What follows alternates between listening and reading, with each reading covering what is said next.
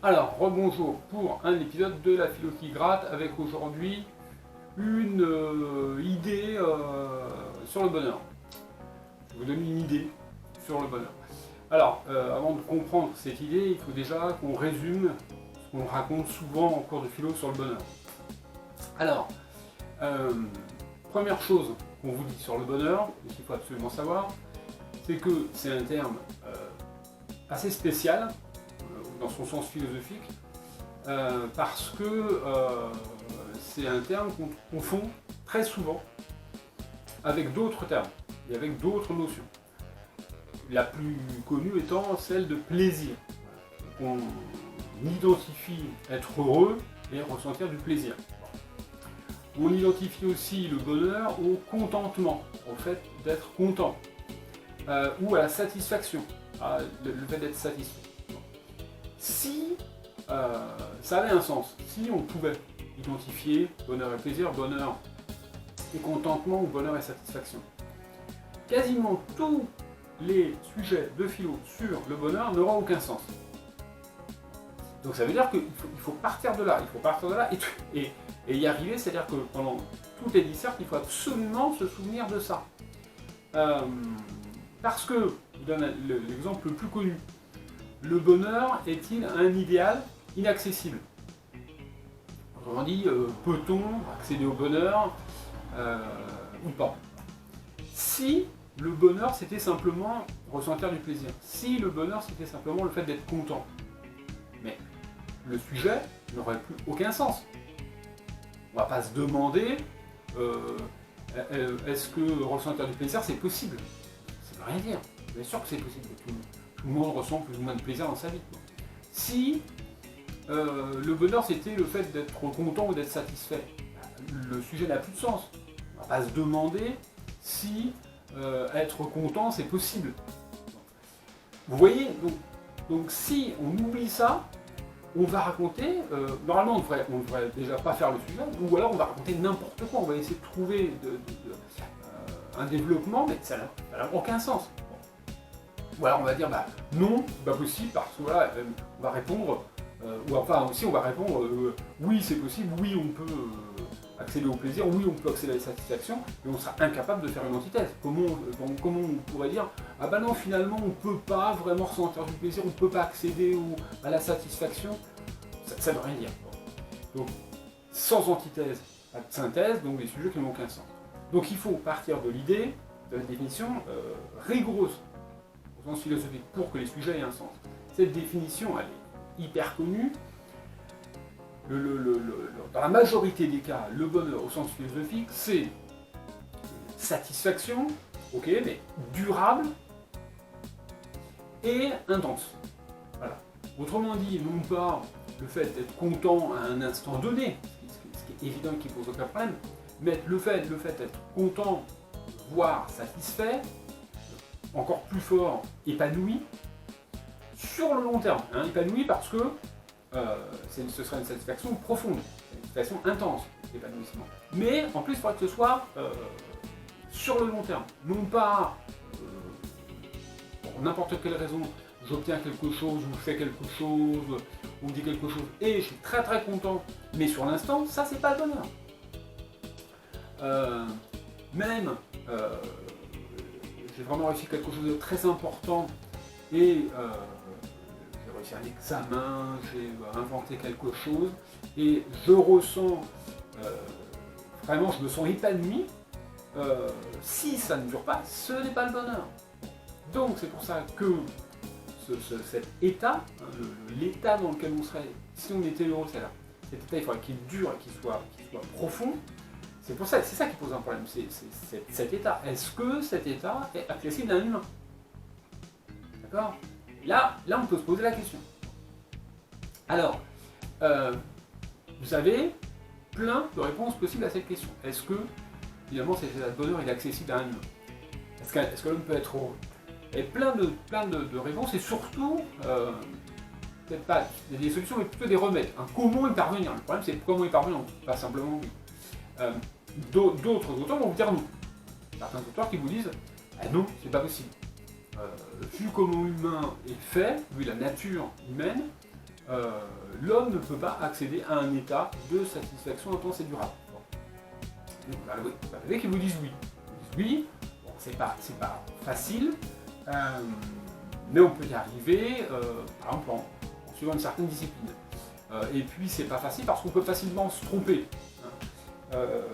Justement en croyant que le bonheur c'est le plaisir, ou en recherchant les plaisirs toute notre vie, on ne sera jamais heureux parce que rechercher les plaisirs toute notre vie, puisque les plaisirs sont infinis, puisque les désirs qui donnent naissance aux plaisirs sont infinis, on passe de désir en désir sans arrêt et contrairement à ce qu'on voulait, finalement on est toujours insatisfait. Donc c'est l'inverse.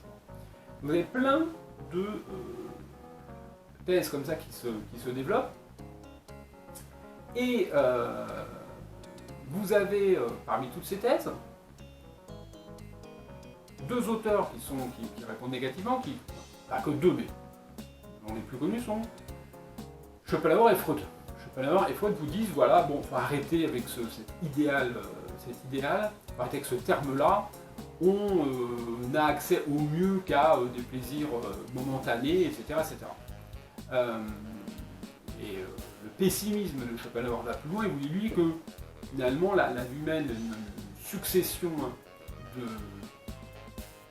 de moments d'ennui et de plaisirs instantanés, et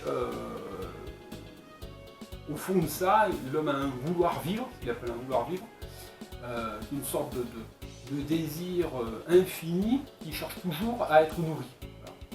Et il est nourri, mais il peut être nourri sur un laps de temps très court, et de toute façon après il renaît, il est toujours là, et il vous pousse à redésirer. Les moments où ce désir s'éteint, vous vous ennuyez, donc vous avez absolument besoin d'un désir, mais ce désir dont vous avez absolument besoin, il provoque absolument une envie d'être satisfait. Une fois qu'il est satisfait, très vite, on se réennuie, on retombe, on espère retrouver du désir, etc. Et c'est quand même plutôt sens absurde.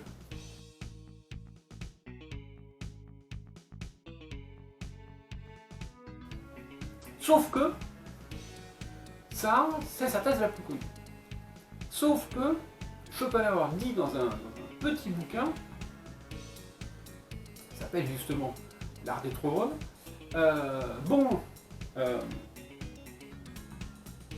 on peut quand même essayer de fonder une eudémonologie, ça veut dire quoi? Fonder une théorie du bonheur, on peut quand même essayer de la fonder. On peut quand même essayer de donner des conseils pour accéder à un certain bonheur. Donc il commence par nous dire voilà, bon, arrêtez avec cette idée. Et puis, alors je sais pas, est-ce que il se dit que l'idée est trop horrible et donc bon, on va quand même retomber dans l'illusion. Alors il ne dit pas comme ça bien entendu, mais comme si c'était impossible à l'homme de laisser tomber cette idée. Alors je pense que ce qu'il veut faire, c'est de dire que si on entend vraiment au sens d'un absolu, au sens radical, le bonheur est une idée inaccessible, point barre. Mais qu'on doit pouvoir quand même garder cette idée si on rabaisse son niveau, si on l'entend dans un sens justement accessible, si on l'entend dans un sens réduit, et lequel sens réduit sera accessible pour les humains. Donc il dit, bon bah on va quand même imaginer des manières d'être heureux. Et il donne plusieurs remèdes qui ressemblent très fort à ceux d'Épicure. Mais il rajoute une idée, à un certain moment de son bouquin, il rajoute une idée. Ce bouquin, L'art d'être heureux, se divise en 3 parties. Il dit que, bon voilà, pour être heureux de façon accessible, de façon possible, sans rêver, donc pour accéder au bonheur qui nous est permis en tant qu'humain, il faut faire attention à 3 paramètres. Il y a 3 paramètres qui rentrent en jeu. Premier paramètre, c'est 3 parties. Premier paramètre, ce qu'on est. Deuxième paramètre, ce qu'on a. Et troisième paramètre, ce qu'on représente. Le premier est le plus important. C'est ce qu'on est qui importe. Et justement, à un moment, il dit que des choses fondamentales à retenir pour accéder au bonheur, c'est que les choses qu'on désire, donc les choses au sens très général, hein, choses, animaux, humains, etc., donc tous les êtres possibles qu'on peut désirer, toutes les idées qu'on peut désirer, même tous les objets qu'on peut désirer, encore faut-il qu'ils nous correspondent, qu'ils correspondent à ce qu'on est. Et c'est cette idée-là qui m'a semblé assez intéressante. Ça veut dire quoi? Ça veut dire que si je me mets à désirer quelque chose qui, pour X ou X raison, X ou Y raison, ne me correspond pas, finalement, hein, on va dire n'était pas fait pour moi, et bien je serai malheureux. Bon. Ça, c'est quand même une idée assez forte. Hein. Il faut que mon désir soit articulé à ce qui me correspond réellement. Il faut que mon désir soit orienté vers ce que je sais pouvoir me correspondre. Normalement, vous pouvez tout de suite penser à quelque chose, à ce qui était inscrit au fronton du temple de Delphes, du temple d'Apollon, c'est connais-toi toi-même. Cette injonction, connais-toi toi-même. Bon, elle peut avoir différents sens possibles, mais le plus simple, bien entendu, c'est cet impératif avant de commencer à faire quoi que ce soit, avant de commencer à désirer, avant de commencer à rêver, etc. Essaie vraiment de te connaître, de connaître ce que tu es, hein, et donc, bien entendu, par déduction, ce qui te correspond vraiment.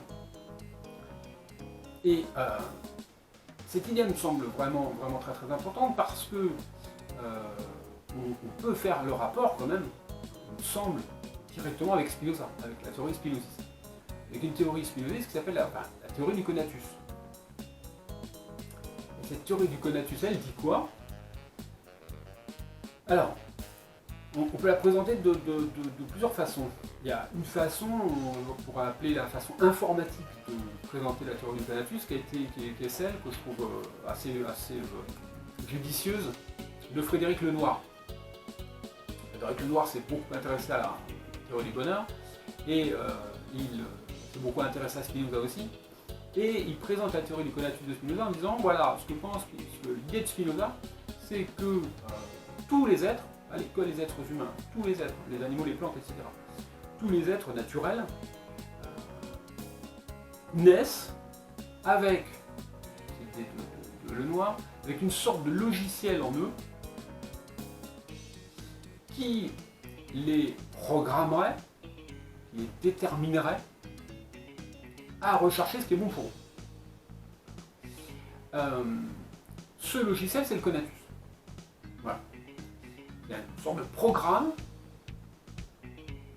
inscrit en nous et qui nous détermine à aller vers ce qui est bon pour nous et à fuir ce qui n'est pas bon pour nous. Plus on va vers ce qui est bon pour nous, plus on ressent de la joie. Et la joie, pour Spinoza, est l'équivalent du bonheur. Plus on va, malheureusement, peut-être en se trompant, vers ce qui est en réalité mauvais pour nous, plus on ressent de la tristesse. Et ce qui est très intéressant chez Spinoza, hein, ce logiciel, il me pousse à aller vers ce qui me correspond. Ce qui est très intéressant sur Spinoza, c'est que quand je vais vers ce qui me correspond, vers mon utile propre, ce qui est utile à moi-même, à mon organisme, et à mon bien propre, la joie que je vais ressentir, elle va se traduire pour moi, pour mon organisme, et ça ne concerne que moi, par un plus d'être. Ça veut dire quoi? Et à l'inverse, bien entendu, plus malheureusement je vais de l'autre côté, je ressens de la tristesse, et cette tristesse, elle se traduit par un moindre être. Ça veut dire quoi? Ça veut dire que plus je suis joyeux, plus je me sens exister, plus je me sens plus fort, plus puissant. Plus je suis triste, moins je me sens exister, moins je me sens puissant, plus je me sens impuissant. C'est ça qui est intéressant, c'est comment c'est d'une certaine manière traduit en termes d'être ou de non-être, si vous voulez. Plus mon être va aller vers la joie, plus il va être grandi, plus il va être approfondi, plus il va être enrichi. Plus cet être, il va s'épanouir. Plus je suis attiré ou plus je vais malencontreusement de l'autre côté, plus mon être va se ramougrir, comme une plante qui se serait fanée. Voilà. C'est ça l'idée du conatus. Et ce conatus, c'est cette impulsion que j'ai, qui demande à être nourri, qui demande à être nourri par plus d'êtres. Et tous les êtres vivants ont ce conatus. N'importe quel animal, finalement, cherche à aller vers ce qui va donner plus de puissance, va le faire sentir de plus en plus exister. Hein, il va chercher quelqu'un qui joue, il va fuir quelqu'un de dangereux qui va le frapper. Bon, c'est pas un hasard. Et cette idée, donc elle est présentée de façon informatique, comme un logiciel. Bon. Mais on peut la présenter d'une autre manière. On peut la présenter, là, en étant plus, il me semble, avec ce disque-là, d'une façon carrément biologique. C'est pour ça qu'un philosophe qui s'appelle Henri Atlan, a écrit un traité de philosophie biologique, inspiré de Spinoza. Bon, c'est pas du tout un hasard. Hein. Ça veut dire quoi? Ça veut dire qu'en termes quasiment biologiques, les choses qui vont nourrir ce conatus vont nourrir mon organisme. C'est ça. C'est carrément je me les incorpore, ces choses, et mon organisme, alors bien entendu, attention, mon organisme global, c'est-à-dire que mon organisme, finalement, c'est l'alliance de mon corps et de mon esprit. L'alliance de l'organisme psychologique. Et finalement, toute la dimension que m'incorpore soit physiquement, ça peut être des choses qui me correspondent physiquement, je mange des nourritures qui me vont, soit des idées, soit des gens avec lesquels je suis et qui nourrissent mon esprit, et bien finalement c'est mon organisme tout entier qui grandit. Et à l'inverse, si je vais vers des nourritures, des occupations ou des gens qui ne nourrissent pas mon conatus, eh bien mon organisme entier sera brûlé. Alors pourquoi? Vous allez me dire oui, mais je ne vois pas le rapport entre la psychologie et le corps. Pour Spinoza, les deux sont liés. Et justement, les deux sont indissolubles. Plus je fréquente ces gens-là ou ces occupations-là, plus je vais de mon côté spirituel, plus je vais de ce côté-là me rabougrir, me sentir malheureux, et plus mon corps va finalement se ratatiner sur lui-même. Hein. Je vais plutôt me tenir comme ça que me tenir vraiment comme quelqu'un épanoui. Et de l'autre côté, c'est l'inverse. De l'autre côté, plus mon conatus est nourri par les choses qui lui conviennent, plus mon corps resplendit, et plus spirituellement je suis gai. Voilà. Donc, les deux sont vraiment tout à fait liés. Et c'est cette clé là que je voulais vous donner. Hein. Au lieu de grandes théories sur voilà, ce qu'il faut faire, etc. Spinoza dit voilà, trouvons les choses qui correspondent à notre être propre et fuyons celles qui ne nous correspondent pas. Et attention, hein, c'est purement subjectif. C'est-à-dire que ce qui, moi, va pas nourrir mon organisme, va nourrir mon conatus, peut très bien ne pas nourrir mon conatus du voisin. Attention, c'est une théorie absolument subjective. Alors bien entendu, elle est indexée sur la connaissance que j'ai de moi. Bon. Mais cette connaissance, il me semble quand même, il faut dire deux choses. Se connaître soi-même, c'est quand même un idéal. Non. Qui peut prétendre se connaître parfaitement? Et même si c'était possible, qui peut prétendre orienter sa vie en fonction de cette connaissance? Ça me semble être deux problèmes fondamentaux qu'on a souvent tendance en philo à laisser un peu de côté. Hein, il y a premièrement la difficulté réellement de se connaître, difficulté de deux points de vue. La difficulté au sens de l'effort que ça demande, c'est un effort de chaque jour. C'est-à-dire que chaque jour, il faut me poser la question, bon, j'ai fait ça aujourd'hui, qu'est-ce que ça indique sur moi, est-ce que j'ai changé, est-ce que je ne change pas, etc. Et le lendemain, donc là déjà c'est un effort incroyable, puis le lendemain, tous les efforts que l'on fait, il faut les refaire, parce que une semaine ou un mois après, parce que des événements sont arrivés, j'ai rencontré de nouvelles personnes, etc. J'ai eu des réactions peut-être auxquelles je ne m'attendais pas, donc il faut tout réanalyser, etc. Donc c'est un chantier absolument incroyable. Et deuxièmement, supposons que j'y arrive, ce qui me semble totalement improbable, supposons que j'y arrive, il faut réinvestir en disant, bon alors maintenant, voilà, ce que je dis c'est ça, donc je refuse tout ce qui ne ressemble pas à ça, ou tout ce qui ne va pas nourrir ce moi, et je décide à chaque fois d'aller vers uniquement ces choses-là. Bon, pareil, ça me semble quand même très très difficile. Bon, donc, rabaissons ce niveau-là. Donc, il faut essayer d'aller vers ce qu'on sent ou ce qu'on espère qui va nourrir notre conatus, en prenant toujours le risque de se tromper. Et à l'inverse, il faut essayer de le fuir le plus possible, en sachant très bien à l'avance qu'on peut certainement se tromper, et qu'on ne pourra pas toujours le faire. On ne sera pas toujours intelligent, on ne sera pas toujours judicieux, on prendra peut-être des risques inconsidérés des fois, etc. etc. Mais il me semble important la direction que donne Spinoza, et qui est un peu reprise par Schopenhauer. Cette direction, c'est ça, c'est allons vers ce qu'on est, voilà. Allons vers ce qui correspond à ce qu'on est, et fuyons ce qui ne correspond pas à ce qu'on est. Il faudrait que vous réfléchissiez sur cette idée-là, parce qu'elle me semble intéressante pour accéder au bonheur. Voilà. Et je vous laisse là pour aujourd'hui.